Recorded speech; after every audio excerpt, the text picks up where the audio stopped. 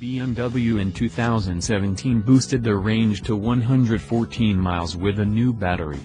However, this is considerably outmatched by the similar-sized Chevrolet Bolt EV, whose range is 238 miles. Tesla's Model 3, which promises more than 200 miles, is also due this year, although new customers will have a long wait time due to the hundreds of thousands of pre-orders Tesla has to fill. It's not clear what mechanical updates are planned, but there are rumors of a more potent S model being introduced. The i3's electric motor currently produces 170 horsepower, but the more potent model is tipped to produce around 200 horsepower. We've also heard that a major battery upgrade is planned to boost range close to the 200-mile mark.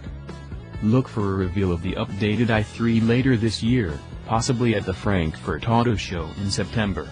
BMW is also tipped to unveil an updated version of the i8 at the show, and perhaps the planned i8 Spyder, too.